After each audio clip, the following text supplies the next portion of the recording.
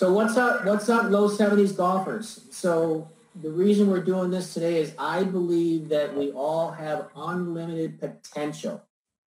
However, we have limiting beliefs. I believe the common golfer has the ability to do uncommon things and actually shoot in the low 70s rather quickly. And one of the things that hold us back is belief and mindset. So today I brought on a good friend of mine, a special guest who's going to actually dive in, and we're going to cover a few things. One, we're going to cover exactly how does mindset affect performance. Number two, how do you get into a peak state? How do you get yourself into a peak state? And finally, we'll finish with how does commitment and decisiveness relate to tapping into your true potential so you can make birdies, you can own your mindset, and actually score in the low 70s consistently. So welcome, Brian Algenod. Hey, low 70s golf. What is going on? Dean, would you like me just to jump in? Do you have a specific question for me, or do you want me to just jump in and start talking? Because I'm totally happy to do that. Well, we can do two things. One, you can introduce yourself, tell a little bit about your background, or you can just go into the first question. What do you prefer? Cool. So here's what I'll do is rather than giving you a long introduction on myself, what I'll do is as we go through the process, I'll kind of reveal parts of myself that are necessary for that so that we can get kind of the most out of it and in the shortest amount of time for you guys. So first and foremost, I guess the way to start this entire thing off, right, is, and I hate to use this term to describe myself because it's very cliche and everybody uses it, but I'll just start very broadly and say like a performance coach. Okay, now what do I mean when I say performance coach? So by that, I mean whatever it is you're doing tactically. So whether you are golfing, something that I happen to excel in is handstands, for example, but maybe you're doing something else that requires tactics, like say starting a business or doing whatever that is. Tactics aren't ever the most important thing or the starting point that you should consider in what you're doing. The most important thing first is analyzing what you believe to be possible about yourself. So think of it like this, right? When I talk about beliefs and I talk about how that actually affects you physically, and mindset affects you, you need to understand something called a belief cycle. Single most important thing, okay? So for a lot of you guys, you've probably never heard this before. So I'm going to just walk you through it so that you understand kind of on a basic level how everything happens, okay? So just to start, if you guys all think to yourselves right now, you have a certain set of beliefs that are in here. You just have a certain set of beliefs in your head that you choose to believe about yourself.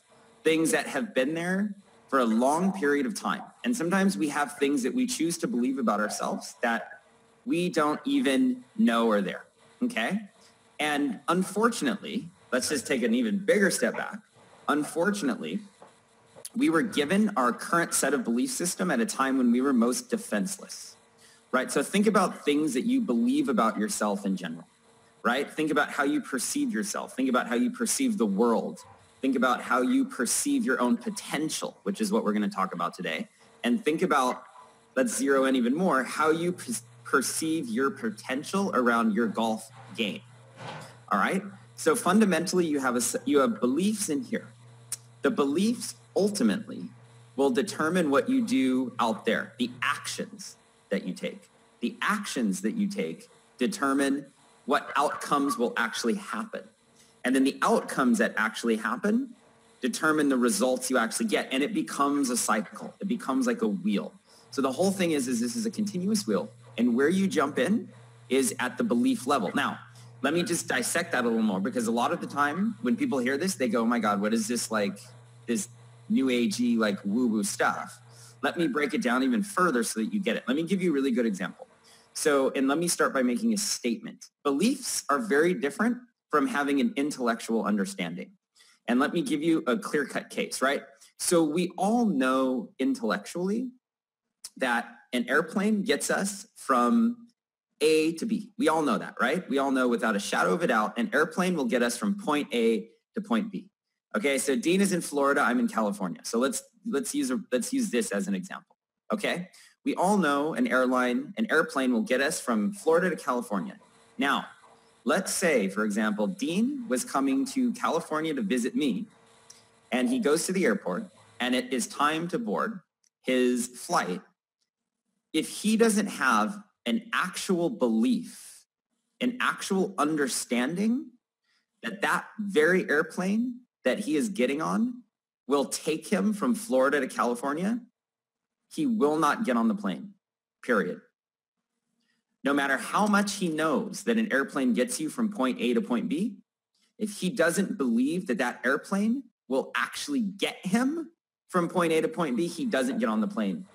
And that's non-negotiable, right? And you guys can think about that from your perspective too, which is, again, it's one thing to intellectually know something. It's another thing to actually believe it.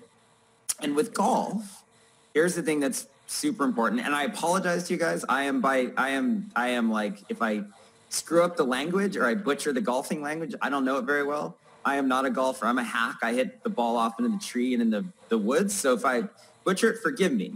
But I want you to understand this, right? We all know, and we've seen people on TV that shoot par, that shoot into the low 70s, in the high 60s. We know it. We know that that's possible, right? Intellectually. Now, the question though is, do you believe deep down that that is possible for you? That's the question. Do you believe that, hey, I know that other people can shoot par. I know that other people can break 70. In fact, maybe take it even a step back, right? You know that it's possible for people to break 100, to break 90, to break 80, to break 70. Intellectually understanding that is great, but do you actually believe that that is possible for yourself, right? And then honestly, you have to ask, because if you don't believe that is, what that does is that affects your actions subtly in how you show up. Now, it's not as blunt edged as the airplane example. Like if you don't believe the airplane you get on will get you from A to B, you don't get on the plane, right? That's a very, very, very cut and dry case of how a belief will affect your actions in reality. Now, with golf, for example, if you are playing every day, and lots of you guys have probably been playing for years, and lots of you guys have probably been at this, but if you're practicing tactics and you're practicing things without the belief or the real understanding that you will actually get there, then that does something else very powerful. It affects your energy, right? It affects the energy with which you train, and it affects the energy with how you show up daily. So would you be doing your very best? Probably not. If you were doing something without the belief that it was actually possible for you, you're going to show up very, very, very differently. Let me give you an example of that, right? So imagine you were on the golf course one day playing, and all of a sudden some golf god came down out of the sky and looked at you and was like, hey, I see this vision, I see this prophecy in the future that in just 3 months' time, you'll be able to not only take your golf game down 10 strokes, but you'll be able to take your golf game all the way down to par. I see it. I see it in the future in 3 months. Right? Let's say that was marked on the calendar on a specific date. This date at this time, I'm shooting this, right? And it was guaranteed by the golf gods. They delivered the prophecy to you, the message to you. How would that change the way you show up? Ask yourself, honestly, how would that change the way you show up? You'd show up really differently. You would all of a sudden you would show up your best. But then by doing that, you would access an area of your psychology that most people normally never access, right? And this is kind of like a bigger picture in everything, which is along with beliefs that we develop comes identity, right? Which is, who do we fundamentally believe we are? Who do we fundamentally believe that we are capable of being and who we can be, right? Because again, you guys probably all have goals, right? And I work with people and I see people who have goals all the time. So I want to just break down goals for you so that you can also understand these things on this level, right? So people typically, and Dean, feel free to jump in here at any time if you want to add to it, but we have goals, we have dreams, and we have ambitions on 2 categories. Okay, so the first category is the dreams, the goals, the ambitions, where we want to go based on what we currently believe to be possible for ourselves, right? And so those are simple things like, hey, I believe I can lower my golf game by a stroke or two, right? Or, oh, I can probably do this. Yeah, I know it's possible for me one day to like, hey, I know that I 4-putt right now. If I could just 3-putt, that would be amazing, right? We all have these little tiny goals that we just believe, okay? We talk about those all the time. That's one category. But the second category of goals, and this is the powerful one, you guys, so listen really closely to this, is that we have dreams, we have ambitions, we have goals, we have things that are like here, that are in our hearts that we don't believe to be possible for ourselves. Okay, so why is that powerful? Because these are things where if you get honest with yourself, and this is an exercise that you can do right now, is you can take out a piece of paper, you can draw a line right down the middle of it, and then on one side, write down dreams, goals that I believe are possible for myself. And then on the other side of it, write down dreams, goals that I don't believe to be possible for myself, right? And then make a list, make a category. All the things you believe to be possible for yourselves, all the things you don't believe to be possible for yourselves. Now, when you do that, here's kind of where the magic happens, is because what you'll find is the things that you actually really want to accomplish are the things that are on the I don't believe are possible for me side. That's when you'll write down all of the goals, all of the dreams, all of the things that you really want to do. And in terms of your golf game, or heck, do this for all other areas of your life. Write things down. And then when you look at them and you see those, you're going to find that kind of like deep down in here in your heart, those are the ones that actually really get you excited. Not the ones that you believe to be possible. The ones that you don't believe to be possible for yourselves. Right? And then again, then you can break that down even further and you can say, these are the things that I don't believe are possible. Now knowing that those are the things we want, right? Those are the things that we really, really, really want. That's where now it boils down to the belief of the person.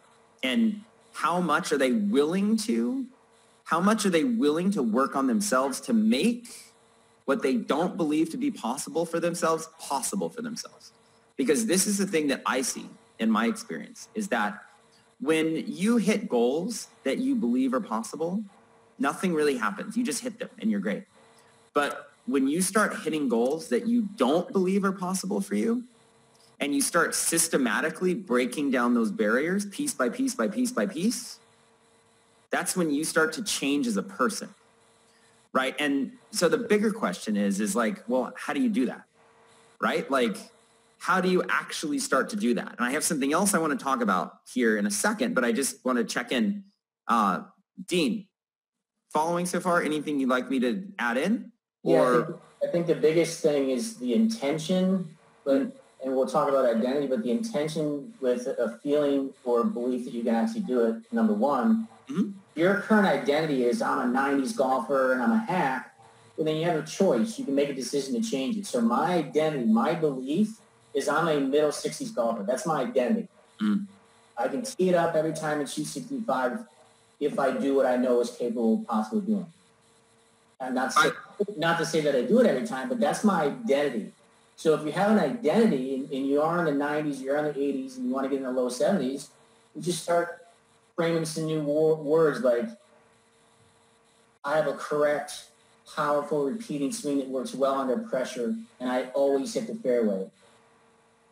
I'm amazing at putting. You start reframing the things you are. Because I worked with a guy the other day that when I met him 3 or 4 months ago, he hated putting. He sucked at it, and that was his identity, and that's how he talked to himself. And he was shooting 40 putts around. And once I started to break him down about his belief in the words that he uses, we started to train that. Now he's able to shoot, 31, 33 putts, and he was able to drop 8 strokes just like that because he changed his belief set once he got the skill set and the proper belief of actually how to stroke a putt. And now that's really what right. It gives you confidence. Starting to level in here, and I want to jump in. I have actually a really powerful story to share about this. We'll talk about identity in a second, but there was a story about Kobe and Shaq. I can't remember where I originally heard or read this, but it is super powerful and it resonated with me, and it will resonate with you guys. So this was back like in the early 2000s when Kobe and Shaq both played on the Lakers. So Kobe used to go into the gym every single day, like early in the morning, and he would practice right before everybody else. But one of the things that he used to do was he would go in and he would pretend to dribble without the ball, and he'd pretend to take shots. And he would do that. He would do that as his warm-up before he ever even picked up the ball. And so here was the thing. Shaq came in early one morning, and he saw Kobe doing this. He saw him going through the motions of like dribbling the basketball without dribbling the basketball and then taking shots without the basketball. And Shaq couldn't understand. And he asked him, he said, Kobe, why is it that you're doing this? Why the heck are you like dribbling a basketball and taking shots without a ball? And then Kobe turned around and looked at him and he goes, because I make 100% of the shots I take without the ball. It's a really powerful thing. And so what he's doing is he's conditioning his mindset, and he's conditioning the power of visualization, right? And he's also, even more importantly, he's conditioning the identity that he makes 100% of the shots that he takes. Does that ever actually happen? No. But there's a reason that guy was one of the best. Is because he conditioned the belief that he could do it. He conditioned the belief that he can make 100% of the shots that he takes. Now, do you think at that level, a basketball player who carries the belief that they take 100% of the shots that they make 100% of the shots that they take will make more shots than the person who doesn't believe that they make 100% of the shots that they take? I think so. On a lot of levels, right? And so what that boils down to is identity, which is, okay, so what identity do you choose to carry for yourself? Because look, like for all of you guys listening, here's the thing, okay? So imagine this. So this is what's called an identity gap. You see here and you see here. So to understand identity, what you need to understand is, first of all, what identity actually is. Every single day that we wake up, every single day that we do things, every single time we show up on the golf course, every single time we show up at work, heck, every single time we just get out of bed in the morning. The reason we are doing that is because subconsciously on a deeper level, we're trying to fulfill some identity out here, right? The identity of who we think we should be. So we're moving towards an identity who we aren't yet, right? And so if every single time we wake up and take actions, those actions are identity driven by a future identity of somewhere that we're going. Right now, here's the catch. Here's the scary thing about all of this is that most people never take the time to ever define the identity of who they are or who they want to be. So what happens is that, and listen carefully to this, is that if you don't define your identity, somebody else will. In fact, society will. Society will tell you who they think you should be. And just to be brutally honest, society doesn't have very high hopes for you. let me add on that, Brian, because in golf, society, other golfers would tell you there's no fucking way that you can shoot in the low 70s in 12 weeks. Mm-hmm. You can't do this. No, you can't do this. You can't do this. So be cautious of who you surround yourself in the golfing world and why they can't do it, and don't let their belief flow into your belief. Yeah, no, 100%. Like 100%. Like, guys, think about it this way too, which is in the path for what you want, in the path, like I encourage all of you guys, like right now, it's like start working on that, literally start working on that identity of that person. And think of it like this, right? Like imagine you have a house. Imagine you have a house and you have a nice like plush white carpet, right, on the house. You would never let people into your house with like muddy boots, walk all over the white carpet, right? Like if you did that, your carpet would be brown and it would be a mess in no time. And it's the same thing with your mindset. And it's the same thing with your beliefs, is never let people with muddy boots walk all over the white carpets of your mind.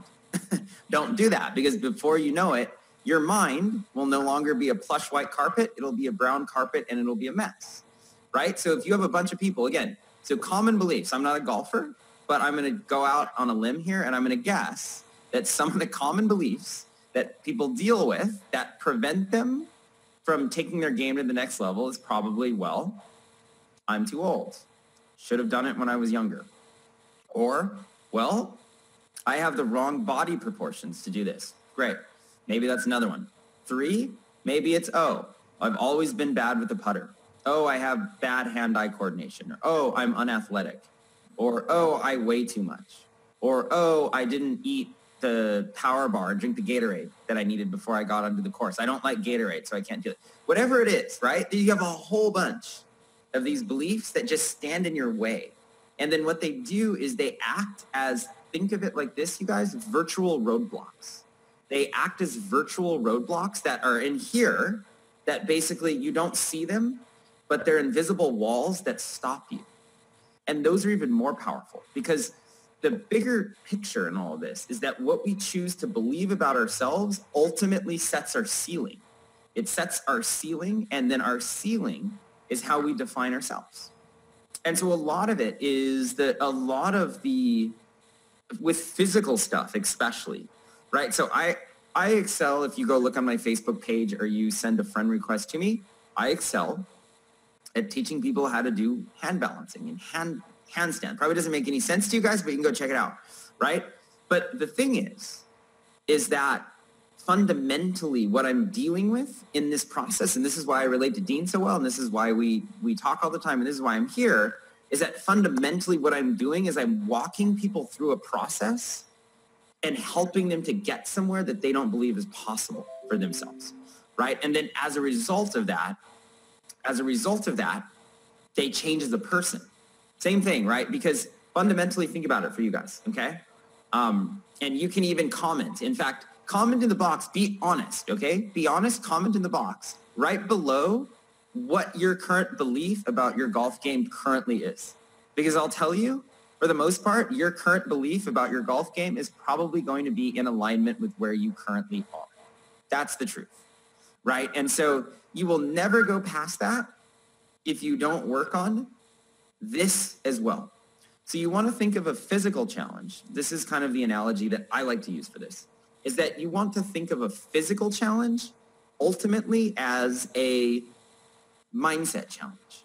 And so in terms of what we're doing here and working on shooting par, shooting in the low 70s, shooting scratch, really what that represents for all of you guys listening, understand this, is all that shooting par represents is that's just a physical representation of all of the challenges that you were willing to overcome, plain and simple, that other people weren't.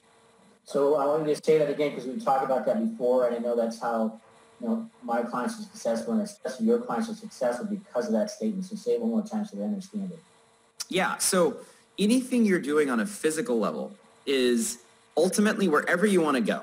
Okay. Anything. So whether that's your golf game, whether that's shooting scratch, whether that's doing a handstand, whether that's growing a big business, whether that is whatever challenge it is you're overcoming, all that physical challenge is a physical representation of all of the challenges that you were willing to overcome that other people were not.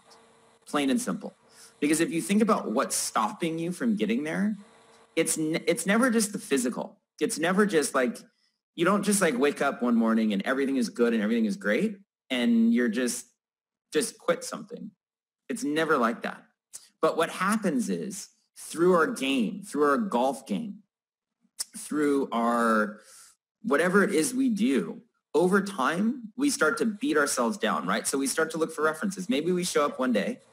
Maybe we'll show up one day and true story, I have tons of limiting beliefs about my own golf game, right? So maybe we show up one day and we play bad. And then we shoot the ball, we hit the ball, we slice it off into the tree, we hook it off into the water and like hit a crocodile or something. It's like all these random things we do, right? But then the more and more we do that, the more and more we start to believe deep down that that is our game. That is me. That is my potential. And then that actually starts to wear on us over time. And it's another really important thing is don't take one bad moment of time. Don't take one sliver of time as this extrapolation into like your entire life. Like how many times have you guys done this, right? Which is like momentum. So momentum is a really powerful thing and it plays itself out in golf a lot. Is how many times have you guys started and the first couple holes are terrible. Your first hole is terrible and then it snowballs into one bad hole and then another bad hole and then another bad hole and then another bad hole. And then it keeps going and your whole game is wrecked. Right?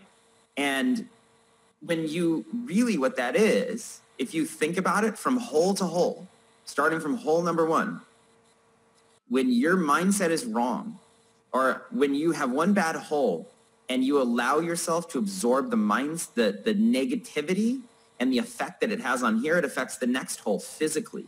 Again, your current belief in that moment is affecting the next hole and then affecting the next hole, right? And so you get this negative, you get anti-momentum, right? And so one time, and I'm sure that's all happened to all of you guys, but I'll say one thing. Having watched pro golfers on TV, one of the major things that separates pro golfers from just your average hack that shows up every now and again, or that hopes to be good, is their mindset and how well they can control their mindset on the course. Golf especially, it's a mind game. It's like a freaking mind game. And if you don't master your inner game, then you're never going to master your physical game. And you're going to let things just constantly snowball versus instead, and you guys have probably seen this and it's happened to you unknowingly and it's not an accident. How many times have you started really well the first couple holes and like you're on fire? It's like you're just like the first couple holes are great and then all of a sudden everything goes your way.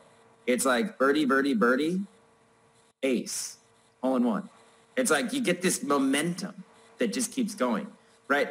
That momentum doesn't happen on accident because everything you do, and if you think about it, right, when you start to get on a positive streak like that, your swing is easy, you aren't overthinking it, everything is just dialed in. Why? Because all of a sudden you're carrying this belief like, oh my God, I started really good, I must be a freaking pro. And so you aren't doubting yourself every single time you swing the club. But if you have if you start bad, the first couple holes are bad, then all of a sudden it's like, well, I suck. This round is terrible. I'm done. I just want a beer. Never mind this. You start tensing over your swing. You start questioning, was that thing that I learned was that little trick that I learned with my 7-iron what I should be doing? I don't know. And then before you know it, you let that snowball. That's momentum. That's the power of beliefs and how it can affect momentum physically. Dean, do you agree with that? Like, I mean, you're the one who sees this on the course all the time. I'm just assuming this happens, but you can probably see it all the time. I do, but I want to also add one thing before we go on, just because we're talking about performance and the difference between performance-minded and recreational golfers, because I think you might play golf once a year, and, you know, the recreational weekend golfer, let's be honest, they're never going to shoot in the 80s or low 70s. So let's talk about, you know, how do you get yourself into a peak state so that you can be committed to be in the low 70s, make birdies, and just separate the difference between the two types of individuals. There's the weekend golfer and then this performance mind that actually want to level up and shoot in the low 70s. Okay, so this is really good, and this brings across an even bigger question. Okay, so really what we're talking about here now is commitment, is being committed to what you want. So having spoken, so I speak with people on the phone all the time who have big goals, big dreams, big ambitions, all of this stuff, everything out there, right? Everybody talks a big game, but here's the reality, is that most people just don't have the work ethic to truly match their ambition. Everybody talks a big game, but very few are willing to actually make it happen. Very few are actually willing to follow through on that. And oftentimes, where that comes from, again, is back to what I originally said. We can speak from a place of intellectual understanding, or we can speak from a place of belief certainty, which is a really powerful thing. Now, the question is, because here's the thing, is how do you get to a place? How do you get from a place of essentially not believing in yourself and this intellectual understanding to actually knowing, right? And plain and simple, this is really what it boils down to. So like a lot of people, and maybe golfers are like this. I know that coaching and golf coaches are like huge in this niche, but the single most important thing is, and this is something that I talk about all the time, is people and what I see with my work is people are always in information gathering mode. And I can imagine this is exactly the same with golf, which is, hey, you know what, if I just swap out these set of golf clubs if I just swap out this golf ball, or I just do this or whatever, or I just switch my golf shoes to this, oh, maybe I'll just try this new like swing hack over here and see if that works. All of a sudden, that's going to magically change my game, right? So you could be in information gathering mode for your entire life. Let me just look for more information and let me see what let me just find one more little piece of information or tip that I need, right? But look, let me tell you something. If you are in information gathering mode, what that is a clear signal of is you don't yet not believe in yourself, right? Gathering more information is a really convenient way of saying, I don't believe in myself right now enough to take action on what I already know. Because the reality is that information is everywhere. It's free everywhere. It's in this group. You go to Google, you type in golf hacks, whatever, it's going to be there. You'll find an endless amount of information. Information gathering is just a very convenient way of saying, I don't yet believe in myself. So what you should be doing, because you can spend your entire life gathering information and getting nowhere. That's the truth. But here's the reality, is what you should be doing if you are committed and you're serious. And this is what I say. This is like what I say for people who are going to work with me or who I would ever even consider working with, is that what your mindset should be is not gathering more information. You should find someone who's already done what you want to do and follow their plan and surrender. That's the single best and fastest way to get what you want. I want to repeat that to you guys because this is probably going to be a new concept, which is you don't need more information. You don't need any of that stuff. What you need to do is you need to find the person who has already done what you've done and go invest in yourself and work with them. Pay whatever fee it is to work with them and do it. And if you're serious, that will be the single best investment that you can make in your entire life, hands down, period. That is the quickest way. I'll say it again because it's so important. The single fastest way to get what you want is to find somebody who's already done what you want. Go follow their plan step by step and work with them. There's no faster way. There's absolutely no faster way. Like people think, and then, the other side of it, which you see is there's really only two things that stop us from getting what we want. Ignorance or arrogance. Those are the only two things, right? And so either you are ignorant, which if you didn't understand this was the fastest way, now I'm giving you the fastest way, which is stop looking for information, find somebody who's already done what you've done, pay their fee and work with them, go do it. That'll be the single best investment you could have ever made in your life. But the damaging one is arrogance, which is really just, hey, I think I can figure it out myself. I think I can just do it myself. I think I can do it. Here's the reality. Maybe you could, but that will take you a really fucking long time to do it. And why should you when there's already people that can do it? What that boils down to, right? Right, Pete? Is this all making sense? It's like, I hope I'm not crazy to you guys here listening to me, but listen, I'm just like speaking the facts here and I'm speaking the truth, which is, again, if you're arrogant enough to think that you know all the answers and then you can figure it out yourself, you're going to go a whole heck of a lot slower. And I will tell you one thing. There is one resource which is extremely scarce. It is very limited, and it is not in abundance. And that resource is not money, if that's what you're thinking. It's time. You'll never get time back. You will never get time back. And so my thing to anybody who this is a bigger message, which is if there is something out there that you want to achieve and that you want to do, don't just sit back and say someday, go do it. Like, step up and go do it. If you want to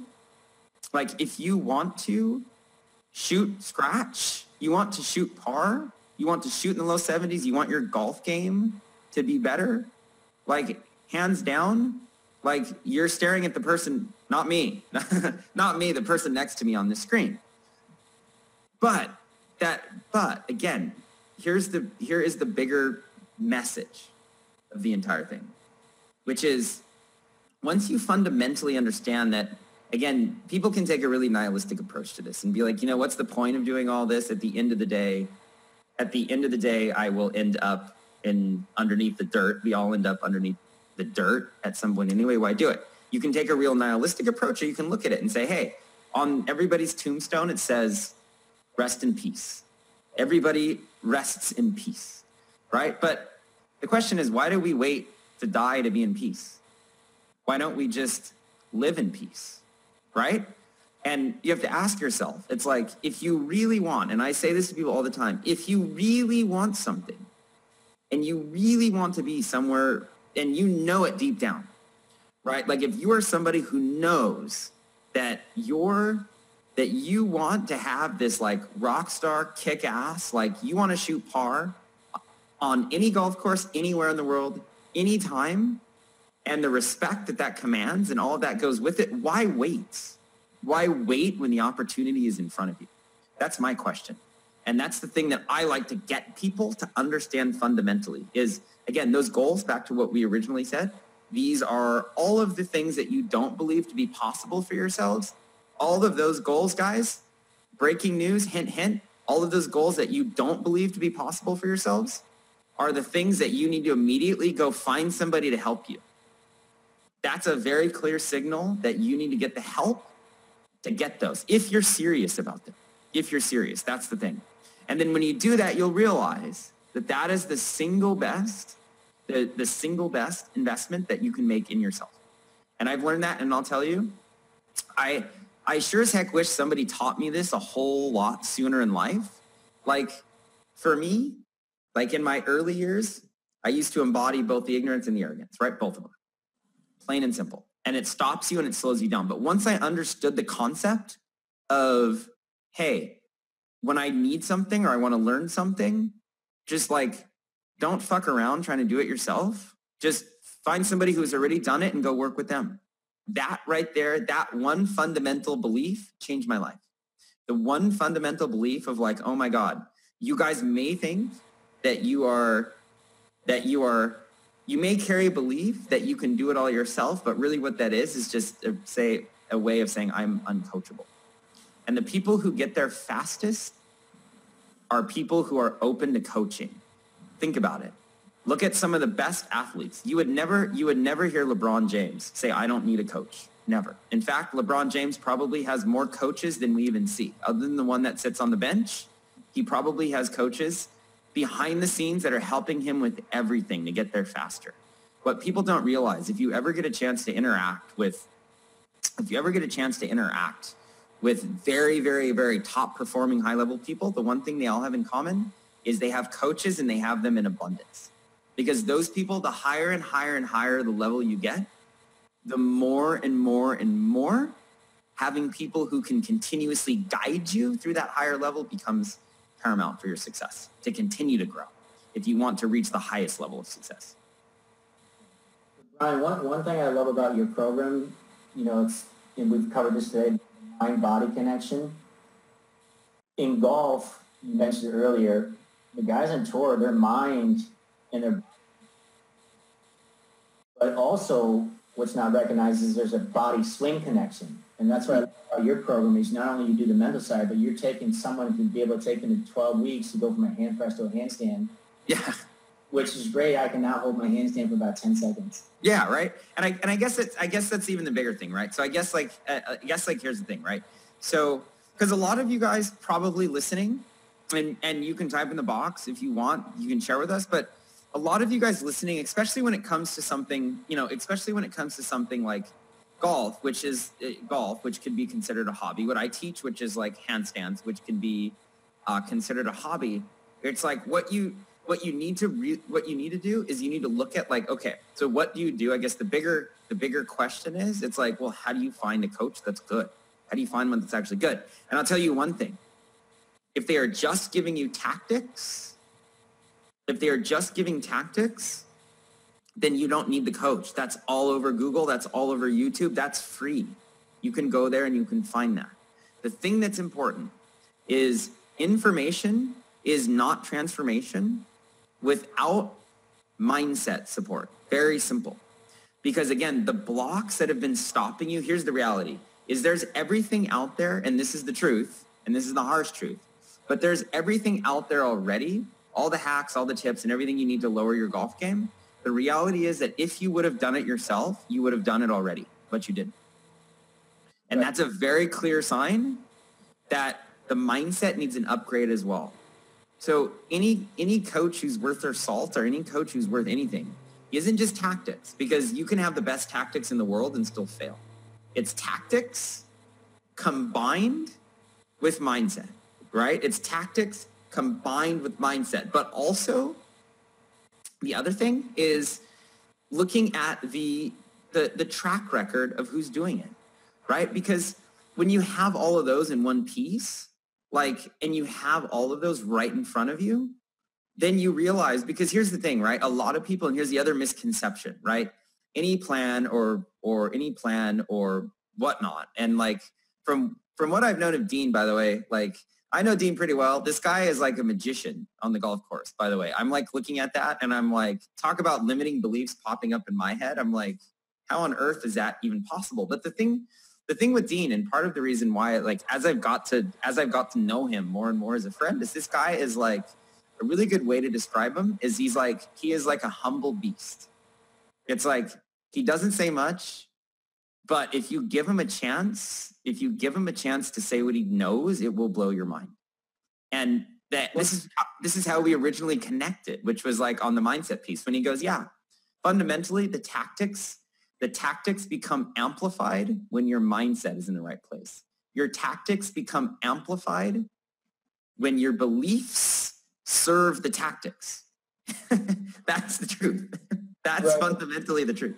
And then one of the most important things I want to add on before we wrap this up is, if you don't have the body to be able to maneuver a club, you're not going to be able to do it. Mm-hmm. There's not one right way to swing a golf club. There's a million coaches out there. Who gives a shit? There's not one way. There's an infinite number of ways to swing the club, but there is one efficient way based on your physical limitations. And so that's why the first thing we do before we get started is we do a physical screen to find out where you suck at in your body. Can you squat? Can you lift your arm up here? Do you have any external rotations?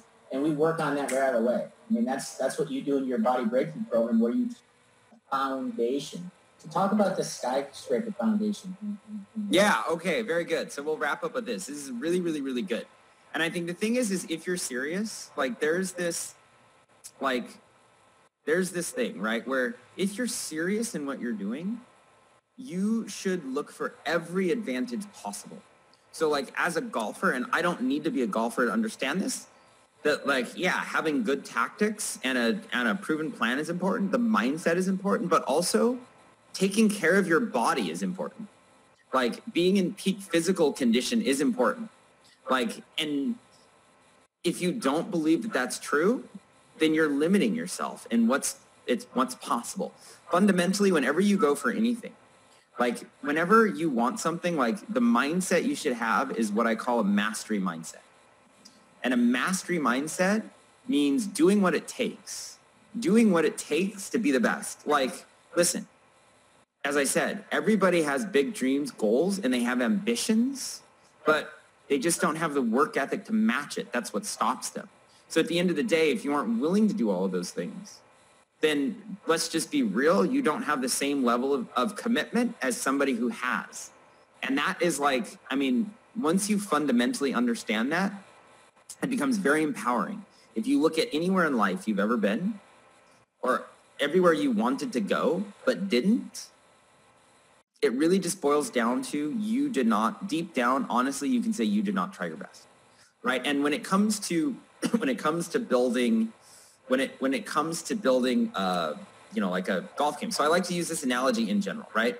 Because the fancy stuff is yeah, cool. I want to show up to Pebble Beach and shoot 70. Yeah, I'm sure we all want to do that. Yeah, I can't even dream of. I'm so far from that, I can't even dream on that. But you got the hat. Yeah, you've got the hat, right? I would just go over to the little putting green and maybe I could 4-putt on the warm-up course. But here's the thing. Imagine this, okay? So here's that golf game. So this is what I call the skyscraper model. So imagine a golf game. Imagine the golf game that you want, right? It's all the stuff. It's all the pieces, the putting, the chipping, the short game, the mid game, the long game, whatever, all of that, right? That's the fancy stuff. But what people don't pay attention to get there is they see all that on the front end, but nobody pays attention to how deep of a hole you have to dig for the foundation, right? And the thing that really hammered this home to me was like, if you guys have ever been to Dubai and you've seen the Burj Khalifa, right? So it's this, the Burj Khalifa is like the tallest building in the world. You see all these skyscrapers, and then you see the Burj Khalifa that towers above the skyscrapers, okay? And the skyscraper, the inside of it, there is like this museum. And what you don't realize is like, in order to make that thing possible, they had to dig a hole like a mile into the ground. That's the foundation to make that happen, right? And with anything else, it's like, never be too arrogant to think that you have it all figured out. In fact, the single best way that you can get what you want is to be humble enough to start digging. And that would be, I guess, to finish this up, that would be my advice to you, is some of the most powerful disempowering beliefs are the beliefs that you've tried everything, the belief that you are good on your own, the belief that you have everything all figured out, and the belief that, hey, I've already just done my best. Those four will completely stop you, and they will completely annihilate you, and they define your ceiling. But once you can break out of those and then just say, hey, I'm going to accept the fact that, yes, I could work harder. I'm going to accept the fact that, yes, I could use some help. Help would be really good. And then I'm also going to accept the fact that, hey, maybe I don't have it all figured out, and I'm open to doing something completely new. Maybe for the first time in your life, hey, this is a really powerful thing, but maybe you need to be open to learning what you don't know.